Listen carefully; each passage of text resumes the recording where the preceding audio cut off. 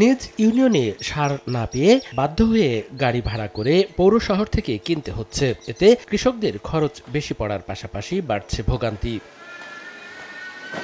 চুয়াডাঙ্গার আলমডাঙ্গা উপজেলার ১৫টি ইউনিয়নে ৩০টি ও পৌর এলাকায় ২টি প্রতিষ্ঠান বিএডিসির সার ডিলার পেয়েছেন। তবে ইউনিয়ন পর্যায়ের এসব ডিলাররা নির্দিষ্ট স্থানে সার বিক্রি না করে পৌর এলাকায় করে থাকেন।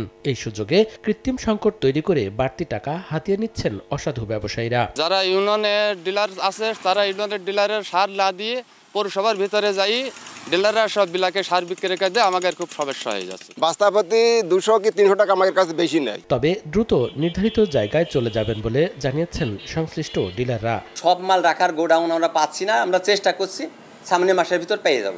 এদিকে নির্ধারিত ইউনিয়ন থেকে সার বিক্রি না করলে আইনগত ব্যবস্থার পাশাপাশি ডিলারশিপ কেড়ে নেয়ার হুঁশিয়ারি কৃষি বিভাগ ও উপজেলা প্রশাসন।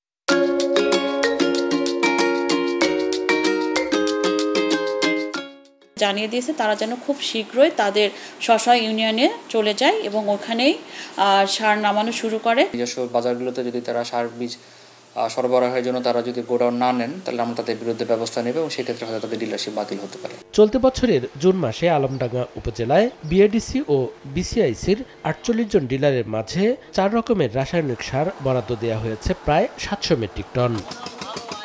সময় সংবাদ, চুয়াডাঙ্গা।